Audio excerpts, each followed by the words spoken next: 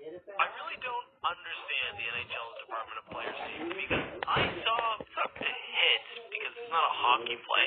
I saw an incident in the Calgary-Seattle game that I'm sure many of you saw as well and thought a fairly hefty suspension was on its way. I'm talking, of course, about Andrew Mangiapane just cross-checking the neck of Jared McCann. And I mean, I think that this deserves at least a 3 or 4 game suspension. Fair enough, he was kicked out of the game at this point. You can call that a game suspension, I guess. It did happen in the first, but if there's any type of play in hockey that they should crack down on, it's this one. The player is taking impact to the back of the neck.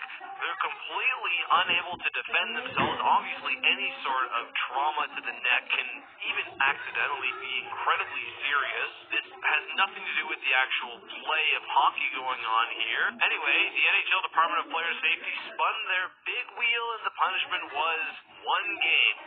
Smash a player's face off the ice when they can't defend themselves, hit their neck, you'll get a game. Listen, I love tough hockey. I love fighting. I love hitting. That's not what this is. I even love chippy stuff, but when you're smashing someone's face into the ice and putting your stick into the back of their neck, too far. Last year, in the playoffs, Jamie Benn was suspended 2 games after he did something quite similar. Everyone knows, however, and I'm not being sarcastic here, 2 games in the playoffs equals 4 games in the regular season. I want at least a 4-game suspension for plays like this, but that is, of course, just my opinion. Before we leave, I've been working hard along with the team to really grow the Ek sports community across YouTube. Right now, we've got 2 other channels, Peak Basketball and Peak Football. I think at the end of these videos, pretty much going forward for the last 10 seconds, I'll give you guys just a kind of brief update of what I'm covering on the other channels in case you're interested. But if you don't like that idea, let me know, and I will